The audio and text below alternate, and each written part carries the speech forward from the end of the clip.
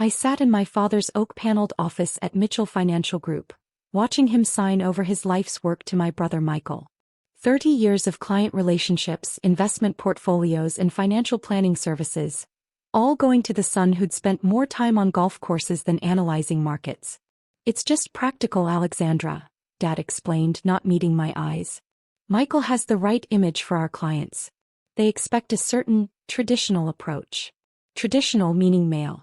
I'd only spent the last decade modernizing our investment strategies and growing our client base, but apparently that meant less than Michael's ability to discuss golf swings over whiskey. Of course, I replied mildly, checking my phone as another notification came through. Sterling Capital acquisition of Peterson Wealth Management complete. Migration of accounts begins tomorrow. What my family didn't know was that while they'd been grooming Michael as the heir apparent, I'd built Sterling Capital into one of the largest independent wealth management firms in the country. That consulting work they thought I did on the side? Actually me acquiring and modernizing financial firms under their noses.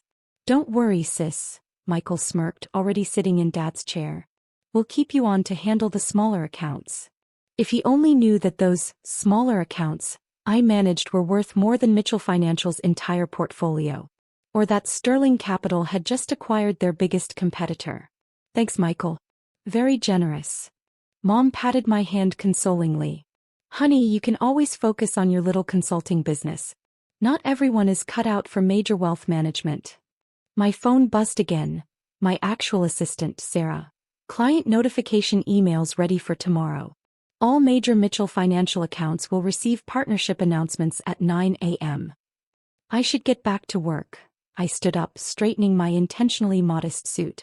Those small accounts won't manage themselves.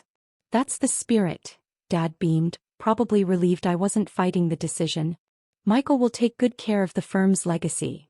I thought about the letters sitting in my office across town, ready to inform every major Mitchell Financial client that their real advisor, me, was now a managing partner at Sterling Capital. I'm sure he will. I smiled, watching Michael already planning changes to Dad's office. I'm sure he will. The next morning I sat in my real office, the entire top floor of Sterling Capital's downtown headquarters, watching the chaos unfold on multiple screens. At exactly 9 a.m., every major client of Mitchell Financial Group received an email introducing their new wealth management partner, Sterling Capital, led by Alexandra Mitchell. First responses coming in, Sarah reported, monitoring the communications. The Anderson family has already transferred their $50 million portfolio to us. The Wilsons and Petersons are scheduling meetings. I pulled up the security feeds from Mitchell Financial's offices, where Michael was about to discover that the small accounts I managed were actually the firm's largest clients. Dad's carefully cultivated client base was about to learn that their trusted advisor, Yumi, had moved to a bigger platform. My phone started buzzing. Michael, what the hell is going on? The Andersons just pulled their account. Dad, emergency meeting now. What did you do? Mom, honey, please call your father. Something's happening with the clients. I smiled, remembering all the times they dismissed my modern approach to wealth management. The automated alerts kept coming. Thompson family, $75 million. Requests transfer to Sterling Capital. Davidson Corp Pension Fund, $120 million. Initiating transfer. Wilson Holdings, $90 million. Scheduling transition meeting. Sarah appeared with more updates. Mitchell Financial's stock is dropping. Their board is demanding answers about the mass client exodus. Send them our standard press release, I instructed. Sterling Capital welcomes new clients seeking modern wealth management solutions. My office door burst open as Michael stormed in, his face red with rage. He stopped short, taking in the sprawling executive suite with its panoramic city views. What is this place? Sterling Capital, I replied calmly. My company. The one you all thought was a little consulting business. Your company? He sputtered. This is impossible. Sterling Capital is worth $3 billion as of this morning, I finished for him. Though that number's climbing as more Mitchell Financial clients transfer their accounts. Dad appeared behind him, looking older than I'd ever seen him. Alexandra, what have you done? Built something bigger than Mitchell Financial could ever be.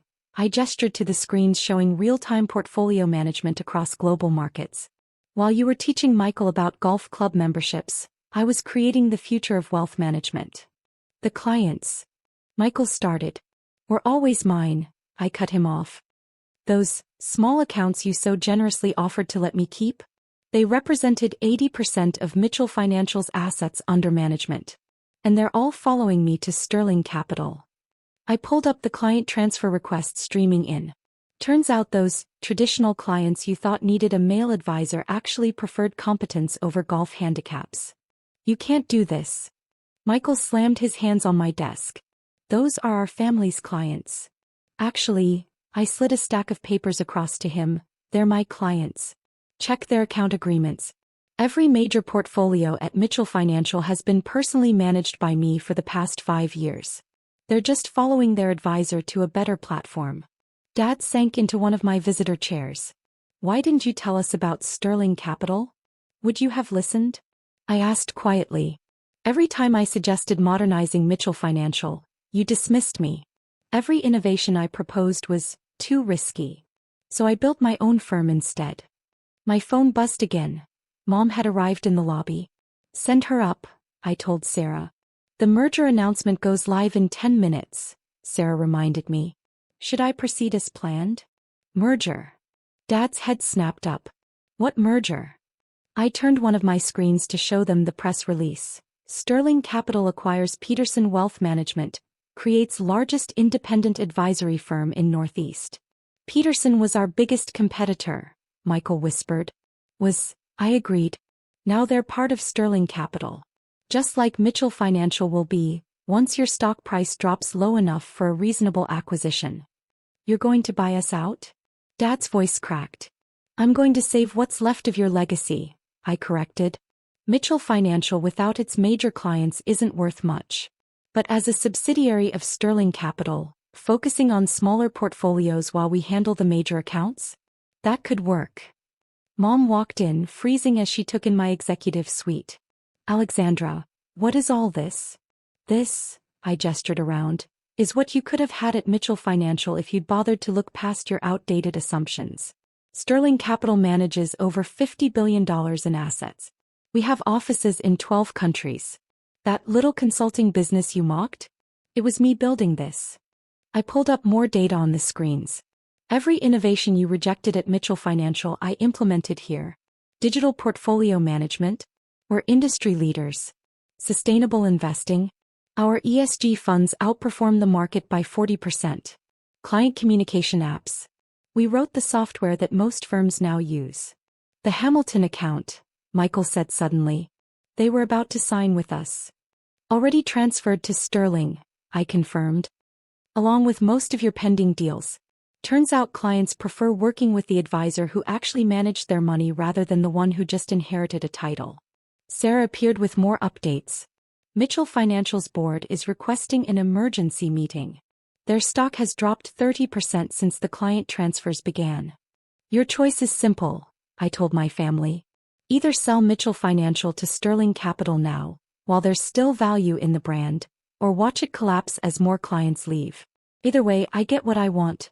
I just prefer not to destroy Dad's legacy in the process. You planned this all along, Dad accused. No, I corrected him. I planned to modernize Mitchell Financial from within. You forced me to build something better by refusing to change. The fact that I can now buy your company is just poetic justice. Michael was still struggling to process everything. But you're my little sister. I'm the CEO of a $3 billion company, I reminded him. One that's about to become even bigger once we announce the Peterson merger. Being your little sister has nothing to do with it. Mom had found her voice. All those times we told you to be more like Michael were perfect motivation to prove you wrong, I finished. Though I have to thank you. If you hadn't been so dismissive, I might have stayed at Mitchell Financial, trying to modernize from within. Instead, I built an empire. The screens behind me showed Mitchell Financial's stock continuing to fall as more clients initiated transfers. Sometimes the best revenge isn't destroying your competition. It's building something so much better that they become irrelevant. The merger announcement goes live in 2 minutes, Sarah reminded me. Merger? Mom asked weakly. Yes, I smiled. Sterling Capital is about to become the largest independent wealth management firm in the country. The fact that we're acquiring our biggest competitor on the same day Mitchell Financial loses its major clients is just timing. Dad stood up slowly. What do you want? What I've always wanted, I replied. For our family's business to enter the modern era. The only difference is now it will happen under my company's banner instead of yours. The press release went live, and the screens erupted with notifications as the financial world reacted to Sterling Capital's latest power move. Sometimes success isn't about proving people wrong. It's about building something so right that they have no choice but to acknowledge it. The board meeting starts in 10 minutes, Sarah announced. Should I have them wait? No, I replied, standing up. Family drama doesn't take precedence over business. You all can see yourselves out. Unless, I paused at my private conference room door, you'd like to stay and watch how modern wealth management actually works. As they filed out of my office, thoroughly humbled, Sarah brought in one last update. Your father's partners are calling. They want to discuss selling their shares before the stock drops further. Tell them I'll take their calls tomorrow, I replied, watching my family's retreating figures through the glass walls. Today, they can sit with the knowledge that the daughter they underestimated now controls their financial future. Mom turned back at the elevator. Sunday dinner? Sorry, I smiled. Board meetings for a $3 billion company take priority over pot roast. But you're welcome to schedule a meeting through my office, like all our other clients do.